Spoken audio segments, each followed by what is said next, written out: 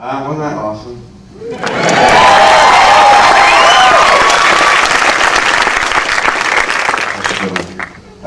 Let's bring them on. You've just watched them for, two of them for 90 minutes, no, 70 minutes.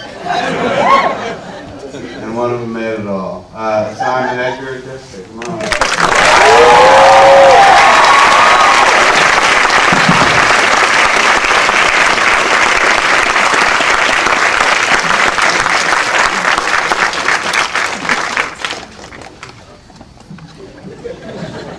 Keep it going, it's like awkwardness. Keep going. Always directing. Finish now. That's it. This is going to be difficult. What do you mean? Because I know the whole story, so I feel like, why would I ask questions? Like, where'd you guys meet? Like, I know all that shit. But you have to work like they don't know? So it's like acting. How'd you guys meet? You're pretty good. Well, we met kind of, I met Jess at an audition for a sketch show that we did in 1995, and then and just was amazed by her and sort of thought she was the best thing since sliced bread. And then I went on to do a show with Edgar that Edgar was directing, and suggested that Jess get involved. And I'd worked with Edgar. I'd worked with Edgar before on a sketch show with Matt Williams. No, with Matt Lucas and David Williams. Williams is involvement. So I'd worked with Edgar before he worked with Simon. It's not a great story, really. I don't want to know it. And how does the show happen? Who decides, like, you guys came up with it together, correct? And then you brought him to it, or yeah, you were kind of inspiring him? Well, you guys had done this show that we all worked on together called Asylum, which was very, nobody in the UK has even seen that one, so you're very hardcore. But that was something that I directed, and Simon and Jess were in, and you did a lot of your scenes together, and Simon in fact had suggested Jessica for the show, and because you were so good together, a producer suggested that you do a sitcom together.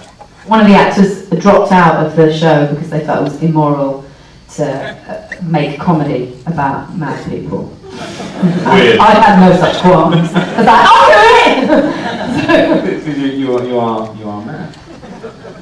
Takes on to no one. Oh! Yeah, and then we Jess and I sort of wrote the first episode, and we wrote it in such a way that we knew we needed someone who could do it visually, you know, and could move to Edgar. Sorry. And because we knew Edgar was Edgar, when we did Asylum, it was so kind of, we did it like, it was very guerrilla, and I was doing another show 6 days a week and doing Asylum on Sundays, and I come in to do Asylum all tired, and I'm like, what the fuck is this guy doing? And he's doing so many takes, he wants to do all these angles, and who is it? Who is this crazy bearded little freak? And then when I saw it back, it was just like, Jesus, he had the whole thing in his head the whole time. Every time we drift up on Tuesdays or something or whatever, you know, 3 weeks later we'd go into the scene, and he had it all in his head, and it just impressed the shit out of me, and Jess as well. So we thought, you know, he's the only person in the universe that could do space. I remember having the first meeting, read through, and we were really excited because we'd written this first episode, and Channel 4 wanted to make our show, and we did a read through with Edgar, and he was kind of like, I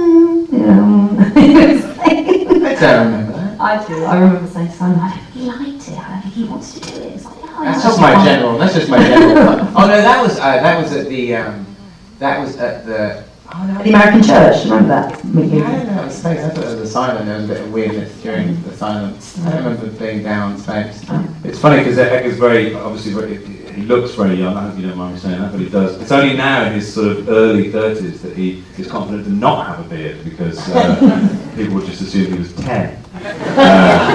But when we first started making the show, Edgar refused to show the dailies to the executive producer because he had it in his head, and he nearly got fired. So it's kind of, you know, a testament to his steadfast vision. He's always been like that since he was 10.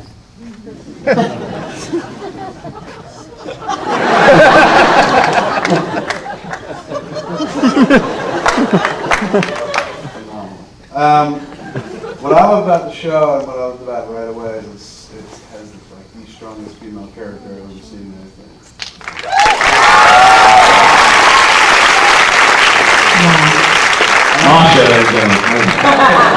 Thank you, Kevin Smith. Is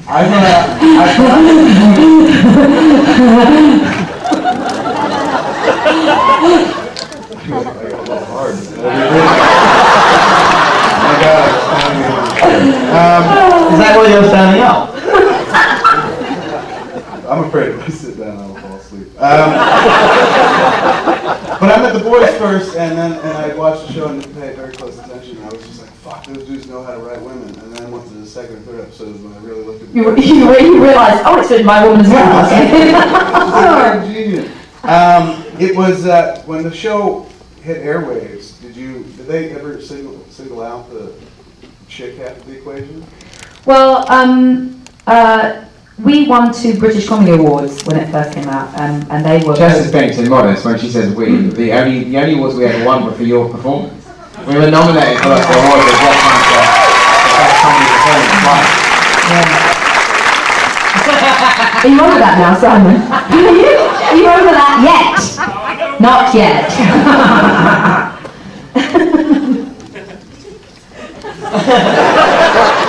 Revealing a little more than we planned. What? Carry on. I just think we're all impressed. Yeah, no, I didn't really appreciate the fact that people really appreciated that female role. Really until I came here. Because even though I got the awards, I just kind of felt it was like for us, and maybe it was for my comedy, but not for writing the part and then everything, that I did. But I think maybe Americans are more effusive and maybe more intelligent. I don't know. Particularly ones in LA, yeah? I don't know, a little more progressive. I think we're just more starved for strong female characters, maybe over there than we used to over here. I mean, you thought you were a chick and you did the pull my finger joke. Hey, And then went like this. The waft. Yeah, I've got to follow through with the waft. Always. You guys had that Pamela Anderson sitcom Stacked. That was very positive, wasn't it?